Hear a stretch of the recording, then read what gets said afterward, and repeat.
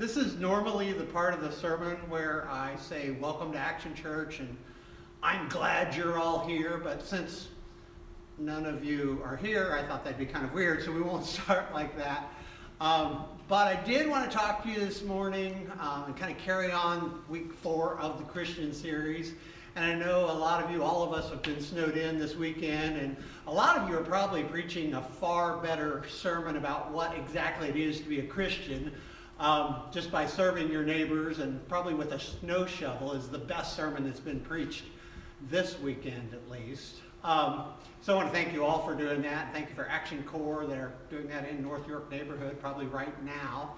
But I was thinking a lot about shelter this weekend. I was out like most of you shoveling and snow blowing, and generally, it's nice to come home, your family's there, it's the place we watch Netflix, but when you've been outside in the snow, you really sort of value shelter, like, oh my goodness, it's so great that we can come home and be in a nice warm place. And I was thinking about that because people have had shelter for a long time.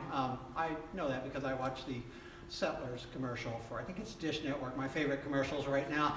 But they've had shelter for a long time, but we're really good at shelter now as Americans in 2015.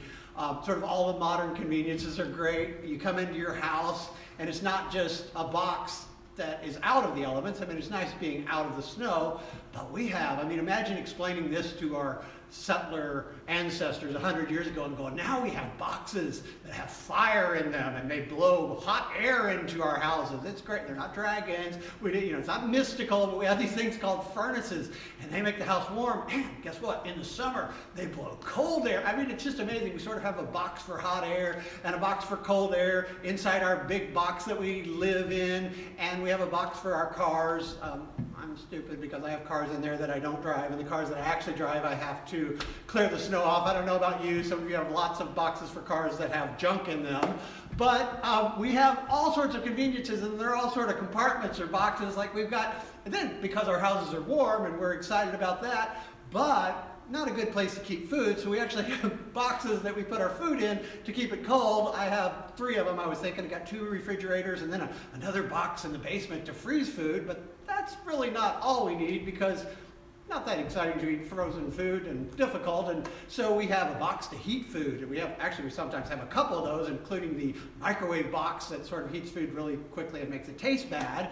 But it's just amazing, like we have all of these conveniences, all of these different compartments, so it's no wonder as Christians, I was just thinking that this weekend, like, it's no wonder that in modern times, we sort of do the same thing with our Christianity. We've been talking about what it is to be a Christian this whole month, and I think we sort of put our Christianity in boxes just like we do everything else. We sort of have a compartment for Christian dating or Christian movies or Christian music, and we go, well, I don't really like Christian clothing, I'm not into that, but I read Christian books, or there's Christian apps, or some of the biggest apps right now. Education, jewelry, who doesn't have a cross necklace somewhere? So we sort of have all of these compartments as Americans that we put our Christianity into, and sort of, we call it Christian culture, but it's really nothing more than just dividing up Christianity and just putting it in little boxes. So it's no wonder that we say things like, and this is a pretty modern statement too, to explain Christianity as a personal relationship with Jesus. Now, I know you've probably heard that, and there's a good reason why that is a statement. Actually, it's sort of a backlash against this idea that Christianity would be a ritual or a religion or a list of things you do. And so somebody, and I'm not sure who, I've done a little research and we can't quite figure out who started saying it, but it's become very popular to say, well, personal relationship with Jesus is what it's all about. And we say things like Jesus lives in our heart, or we'll say, man, my faith is personal, it's between God and me. And so it's really become sort of just another box that we put our Christianity into. Now, I want to talk to you about this. We've got one more week of this series, and I'll talk about that a little later. But I want to talk to you about that this morning, and that's why Josiah and I braved the snowstorm to come in here and talk to you. Actually, it was because we have 11 dozen donuts and 4.5 gallons of coffee, just the 2 of us. So it's pretty sweet in here. Yeah, life's good here at Action Church. But we came in to tell you this because that idea that many Americans have, especially Americans, doesn't square very well with what Christian actually means. And I'll tell you why, because Christian started out, if you think about it, it started out as something that people who weren't Christians called Christians. You know, Christians didn't name themselves Christians. In fact, this was sort of a put down. Other people said, oh my goodness, look at those people, they're Christians. And the reason why they said that is not because of their dating or their clothing or their apps or their jewelry, and it wasn't because they had Jesus in their heart, and it wasn't because they had a personal relationship with God, or they read the Bible, or they went to church, or any of the things that you might think a Christian is. They called them Christians because they believed that Jesus was not only alive, but Jesus was Christ. Now, that's really interesting in itself because the Christ meant something very important to them. Christ means anointed one. It means sort of King of Kings, Lord of Lords, the Messiah. Like on their money at the time, it would say Caesar is Lord. And these people that they called Christians were so crazy that they would say, no, Caesar isn't Lord, Jesus is Lord. This sort of unemployed carpenter who they murdered and we say is alive. He's the Lord. He's the King of Kings. He's the Messiah. He's the Christ. And it was so crazy and it changed their behavior so much that others sort of looked down on them and said, those people are Christians, and the name stuck. Sort of like the word nerd we say every week. It was a put down, but it became so sort of widespread that after a while it became popular. After a while people would sort of lie and go, yeah, I'm a Christian too. Just like now people put on nerd glasses and go, yeah, I'm a nerd too. Even if they aren't, it's so popular that they want to. In fact, last week we said that Christianity, being a Christian, really just means under new management. Because if Jesus is the Christ, if Jesus is the Messiah, if Jesus is the one and the only, the one person that makes the final decision, that changes things. It's like a restaurant putting out that under new management sign. And truth be told, the reason why they do that is because the old management wasn't that great. And that's the same truth is true about you and I.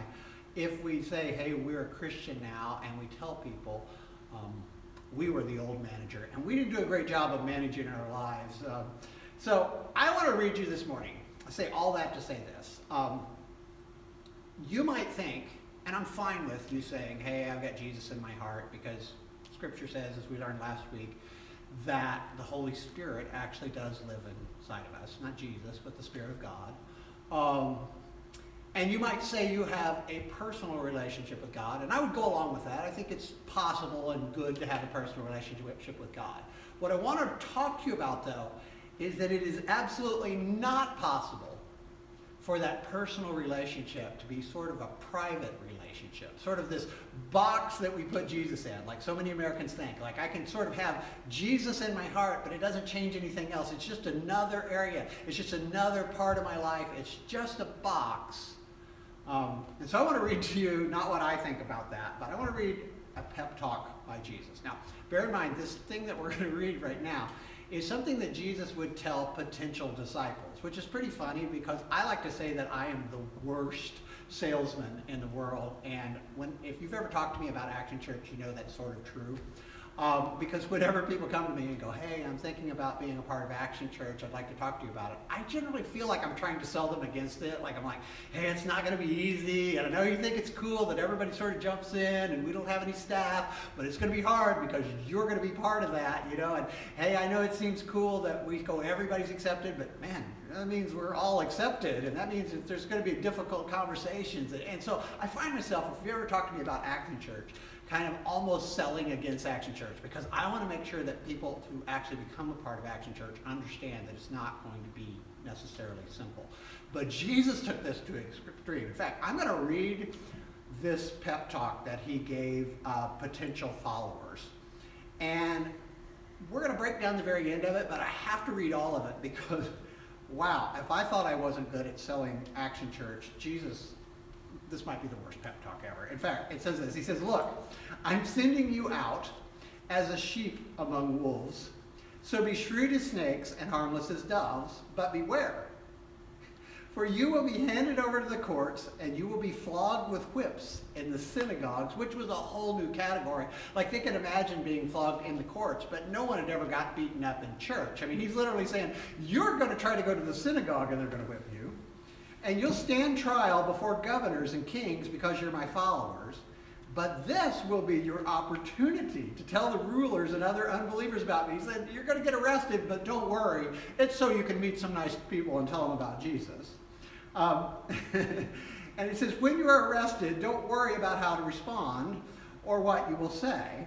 For God will give you the right words at the right times. For it is not you who will be speaking. It will be the Spirit of your Father speaking through you. So just like we talked about last week, he was saying that we would actually have God, if we're Christians, if we're followers of Christ, we would have God's Spirit living in us, actually speaking through us, and that we could have confidence that in the worst situations, God would give us words. The problem is, he's saying you will have terrible situations, so you'll need those words.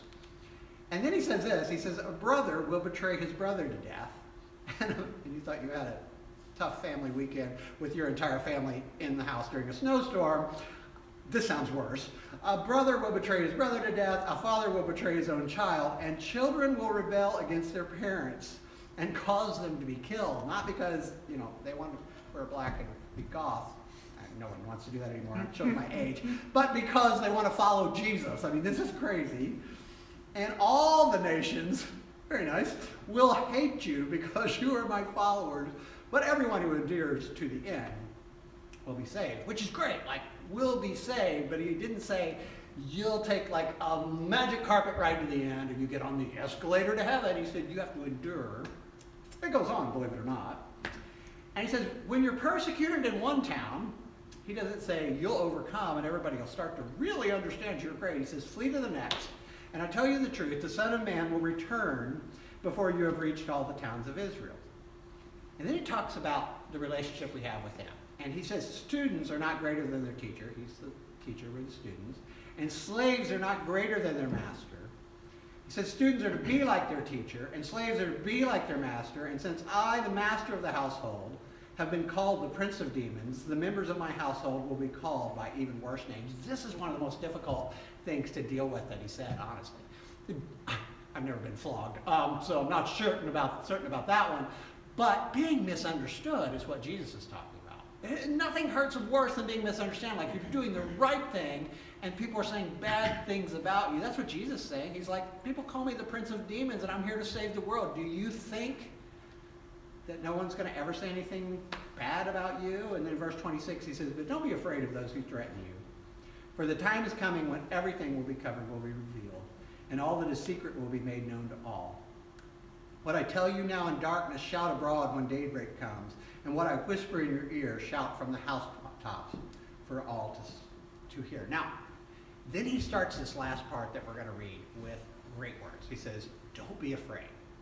And that's comforting, except when you hear the next part, because he says, don't be afraid of those who want to kill your body. And you're like, oh, I'm not really looking forward to that, but okay, that's good news. He said, they can't touch your soul. Fear only God, who can destroy both soul and body in hell. That's encouraging. And it says, what is the price of 2 sparrows, 1 copper coin? Sparrows were sacrifices. That was a sacrifice that poor people would give instead of lamb, so they understood that. He said, but not a single sparrow can fall to the ground without your Father knowing it. And the very hairs on your head are all numbered. So don't be afraid. You're more valuable to God than a whole flock of sparrows. Everyone who acknowledges me publicly here on earth, I'll acknowledge before the Father in heaven. But everyone who denies me here on earth, I'll deny before my Father in heaven. And then he leaves with these final words, and then we're going to talk about it a little bit. Verse 34 says, don't imagine that I came to bring peace to the earth. Now that's weird to think of as Americans, because a lot of us grew up in Sunday school where, Jesus was always like this blonde guy with feathered hair who drove a Prius and was like nice to everyone, and for some reason was always holding lambs and children, which actually you'd probably get a restraining order against Jesus if he was like that. But that's the way we think of Jesus, like this peaceful guy, doesn't cause any trouble, everybody loves him. He said, oh, don't imagine that I came to bring peace to the earth. I came not to bring peace, but a sword. I have come to set a man against, he repeats this relational thing. I've come to set a man against his father, a daughter against her mother, and a daughter-in-law against her mother-in-law. Your enemies will be right in your own household. And if you love your father or mother more than you love me, you're not worthy of being mine. Or if you love your son or daughter more than me, and boy does this hit hard, because in America, like, we don't agree on anything. But most of us at least agree that family is number one. That's really the only value that we have now, that we go, oh, well, we might be different on politics, we might be different on, our racial background, we might be different in our finances, but my goodness, at least we agree that family is the most important thing. And Jesus is saying, if you love your son or daughter more than me, you're not worthy of being mine. And if you refuse to take up your cross and follow me, you're not worthy of being mine. And if you cling to your life, you will lose it. But if you give up your life for me, you'll find it. Now, we're going to talk about this, but I have to stop right there and say, if you're at home right now and you're thinking of kicking your family out into the snowstorm because you want to show that you love Jesus, not what he was talking about. So just relax a little bit. I don't want anybody calling me going, oh, because of that, I love Jesus, I kicked my family out into the snow. But I just have to ask this question wherever you are, if you're watching this later or if you're live streaming right now, like, who would want to be a Christian if that's what a Christian is? And if you'll notice, we're week 4 into this whole Christian series, this series about what it is to be a Christian. And just now we're talking about heaven and hell, which I realized, I didn't even think of that, but I realized sort of like most people kind of approach Christianity as like a way to get to heaven and a way to avoid hell. And honestly, I'm looking at what Christianity really is, what it is to be a Christian. We're week 4 before we even talk about that, because that's not the most important thing. But if you're keeping score at home and you go, well, I've heard that Jesus didn't talk about hell, or I've heard that, boy, a loving God would never send anyone to hell. Notice that Jesus doesn't seem to agree, because he says, don't be afraid for those who kill your body, they can't touch your soul. And then he says, fear only God, who can destroy both your soul and your body in hell. And I know that's difficult to understand, and never like talking about it. And I know it's hard for us as humans to understand, like, well, how could a loving God send someone to hell? If he loves each of us, why would he allow any of us to be punished? I think you can understand it more when you have, as humans, if you have multiple children. Because you can sort of see in that relationship that if you had 2 children, and that's the thing about God. God has an individual relationship with us, true, but when we sin, it always hurts someone else. So if I sin, it hurts my brother. And so God's not only looking at my sin and going, oh, I love Don, but he's also looking at the damage and the pain that I've caused to someone else. And so if you've ever had sort of 2 children, you realize that relationship, that you could love both of them, but if one harms the other, you would punish the one even though you loved them because of the harm they created others. And that's true. We can't sin without harming another. Now, I do want to sort of point out, though, that it doesn't say that we would never fear anything. What this basically says is that the great way, the right thing would be to fear the right person. In fact, it reminded me of Proverbs 9, because Solomon, the wisest person who ever lived, said the fear of the Lord, this idea of fearing God most, is the foundation of wisdom. And knowledge of the Holy One results in good judgment. So what he was saying is, if you start out by fearing the most powerful person, because we don't, right? Like, most of us are more afraid of what our friends would think than what God would say. We're more afraid of how it might cost us financially, or how it might affect our career, or if we might get some bad comments on Facebook. But that's not what he's saying. Like, fear God first, because he's the most powerful. But I want you to notice this is not a fear-based relationship, because he's saying, like, God cares about sparrows. Like, and we think of them as like the birds that crap on our car. They would, yeah, I think they crapped on their cars back then too, if they would have had cars. I don't know how that worked. But they also thought of them as like the cheapest sacrifice that they could give at the temple if they were poor. And so what he's saying is, God cares about even those animals that are just sort of brought in to be killed. They weren't eaten, they were just sacrificed as sort of a token of their fear of God. And he said, you know what? God cares about those, and you're so much more valuable than that. So it's not a relationship of just, oh, we better fear God, he's mean. It's like, he loves you, he cares about the hairs on your head. And that's pretty amazing as you get older. Like, wow, does he know what's happening up there? That's weird. But like, God cares about us. And then he says these words. He said, everyone who acknowledges me publicly on earth, I'll acknowledge before my Father in heaven. But everyone who denies me here on earth, I'll deny before my Father in heaven. So it's impossible, according to Jesus, that we could have a private relationship. Now, I want you to understand that doesn't mean that you all need to preach or do live streaming today. And truthfully, I wish it was that easy. If we could all go, hey, we'll preach a sermon, and that means that we have acknowledged. That's not really what he's saying. It's not about, oh, I wore a Christian t-shirt, or hey, I've got a cross on.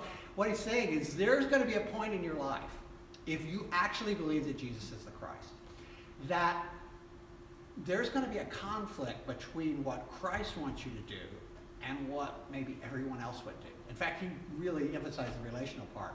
Like, you're going to have difficulty with someone you love, or difficulty with someone at work, or difficulty with someone in your school because you are following what Christ said first, and at some point they're going to ask why. This doesn't mean you need to carry a cross through the town, or you need to preach a sermon, or put lawn signs up. What it says is someday you're going to have to explain. In fact, Paul said, be ready to give an explanation of why you do things the way you do if you're a Christian, because someday someone's going to ask you, and you're going to need to say, it's because of Christ. I'm a Christian. I'm a follower of Jesus. And kind of emphasizes that would cost us relationally. He said, don't imagine that I came to bring peace on earth. He's saying, you know what?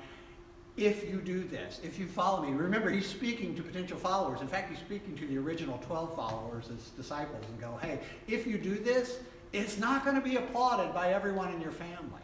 It's not everybody's going to have a big celebration and send you off. In fact, they're going to think you're wasting your life. They're going to think you've left their religion. They're going to be angry that you're not working at your old job. Maybe there's a million reasons why your family's not going to be excited about this. But in the end, following me, following Jesus, means you'll choose me even over your family. And we know that they did that. I mean, they left. They said to him later, we left. Our friend doesn't mean that they divorced their wife or they abandoned their kids, but they're like, we traveled with you instead of working in our fishing business. We gave time that should have went to our family. We did these things. We chose you. And then he said, just sort of generically, so if you kind of go, well, I don't know if that applies to me. He says this, and kind of wrapping this up. He said, if you refuse to take up your cross and follow me, you're not worthy of being mine. And if you cling to your life, you'll lose it. But if you give up your life for me, you will find it. Now, remember that Jesus said this before he was crucified.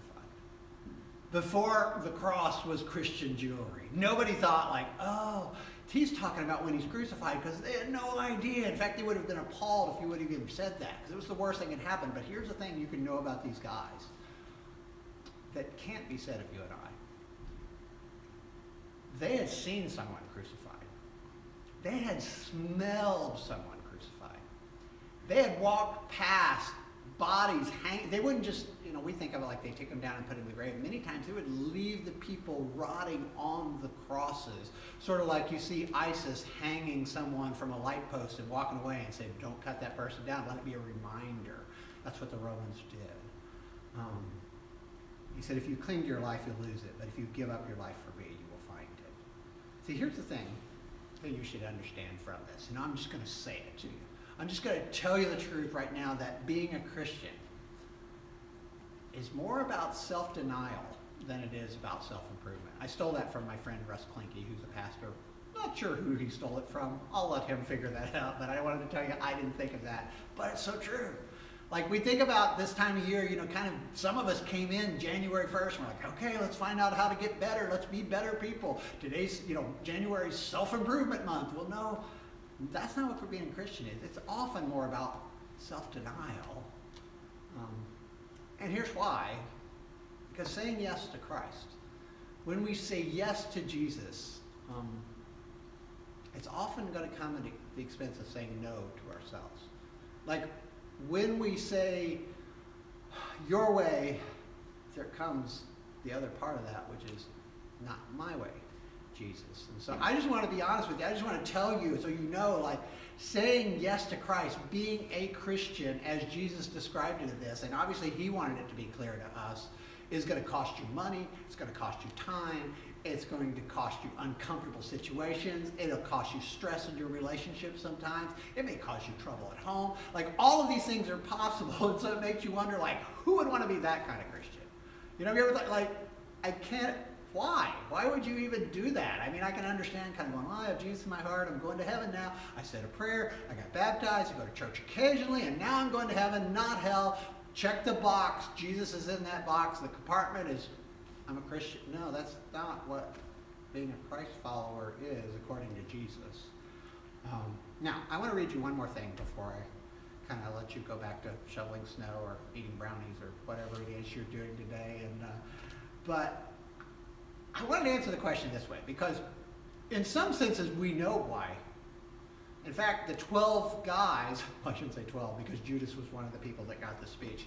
11 guys turned out pretty amazing, if you think. They had difficult lives. None of them died, other than John, a normal, natural death, but they named buildings for these guys today. You know, St. Matthew, there's colleges named after him. We name, it's funny because Nero was the Caesar, and we name, you know, our children Matthew, Mark, Luke, and John, and we name our dogs Nero. So it's interesting to go, well, those guys, it worked out pretty well for because they changed the world by following Jesus, even though it cost them much. But I want to read you one more thing, and this we know about Jesus is that from all the other gospel accounts, Matthew, Mark, Luke, and John, Jesus gave this speech, not exactly, but very close. Like, this was sort of a pep talk or a speech he gave often to people that he sent out.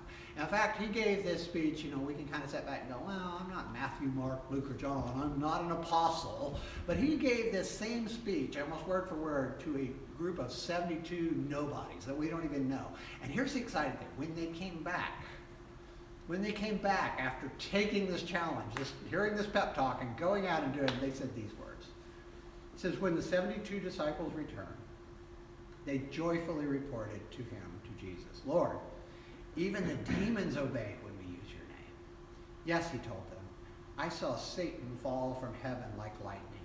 Look, I have given you the authority over all the power of the enemy, and you can walk among snakes and scorpions and crush them, and nothing will injure you.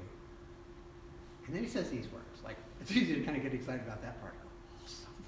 Be bulletproof, man. Don't go pick up a snake. There's a reason why. It says, but don't rejoice because evil spirits obey you. Rejoice because your names are registered in heaven. You know, here's the thing about it. It's interesting. These guys went out after possibly the worst pep talk ever given. They went out fully expecting to lose everything. In fact, Jesus said, if you want to save your life, you'll lose it. If, you know, this is saying yes to me is going to be saying no to you. Your family's not going to like it. It's not going to be good on your W-2 next year. Like, nothing good. But you notice they came back joyful. They were excited because they said, oh my goodness, you didn't tell us like the power that we would have if we actually took you up on your offer. Everything changed. And we don't know these 72 people's name, but we know they changed the world. So why would anyone be a Christian? That kind of Christian. The real kind of Christian. The Christian that actually takes up his cross, for lack of a better word, and follows Jesus. Who actually puts it all on the line for Jesus. I mean, why wouldn't you just be the kind of Christian that sort of wears Christian jewelry occasionally, or goes Christian dating? It's, well, at least one of the methods is Christian dating. You know, like, or reads a Christian book now and then, or attends church occasionally, or go, hey, I have Jesus in my heart. It's between me and Jesus. It's private. Like, why? Well, number one, I would probably say because this is the only real kind of Christian.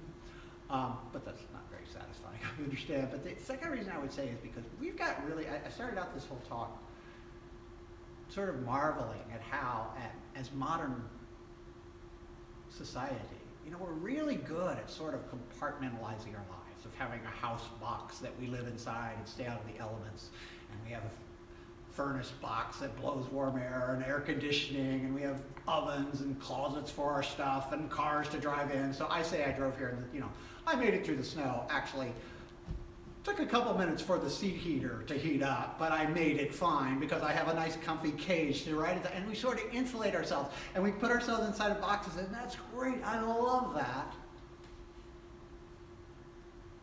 And it seems really powerful.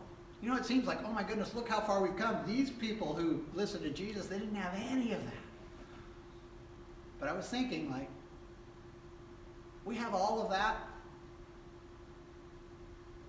but boy, we still can't control the storm.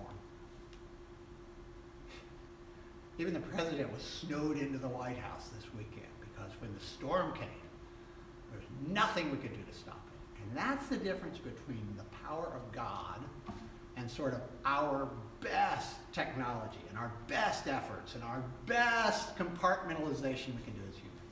They realized as Christians that they were tapping into the storm. They were tapping into the Spirit of God. And they were so excited because they're like, yes, it's difficult. Yes, you're right, there's sacrifice. But my goodness, we're tapping into something completely different. And then Jesus said, it's not just for now. That's nothing. You should be excited because you'll be in heaven someday, and that's even better. And that's where I want to leave you this week. And I want to invite you back. And I know this has sort of been like what Christianity isn't. But next week, we're going to meet right back in this room, and I imagine there'll be more than Josiah staring at me. At least I hope so. Maybe not. After this sermon, you might go, hey, that really doesn't sound like what I was looking for. I wanted to be one of those other kind of Christians. But maybe if you'll come back here next week, we're going to talk about what it is. Like, finally wrap up, and this is a sermon that kind of like got the whole thing started. I want to tell you, like, the job that Jesus left us with that is just amazing. You want to talk about powerful. And we're going to celebrate communion right here together and just sort of rejoice that we can be together. But I'm glad you would join me today. And I'd just like to pray with you. And I don't know where you're at, and I literally don't know where you're at, but I don't know where you're at inside. I don't know if that, like, resonates with you. And yeah, there's one guy here, and he made noise. I don't know if that resonates, and you go, yeah, that's what I thought. Or you're like, I've never heard it like that. Or I need to check this out because that doesn't even sound right to me, Don. All of those things are good. But I just want to pray that on that journey, as you sort of check that out, that God would be with you and that you would make that call. Dear Jesus, thank you for this day. And it's amazing, sort of like a picture of how powerful you are and how weak we are. Like, we have all of these great things, like we can stream sermons and we can record podcasts, but we can't control nature at all. Even today, there's nothing we can do with the storm, and that's sort of just like an example of your power, I believe. And so, God, I don't know where everyone's at. I don't know whether they're like actually followers of you, and this was an encouragement, and think Christianity was that harsh. And God, I literally don't want to discourage anyone, but I know that Jesus gave, or maybe it was sort of a bummer going, wow, I do sort of this same pep talk. And so I pray that it would do the same thing for us that it did for the people who heard it the first time. That it would sort of challenge us and make us decide, like, are we going to do this? Are we going to be real Christians? Are we going to actually follow Christ or not, and stop wasting time in the meantime with half measures? So God, I pray that you be with everyone this week. Help them on that journey, wherever they're at. Even if they're just not even sure, they're just struggling through, God, that your Spirit would guide them.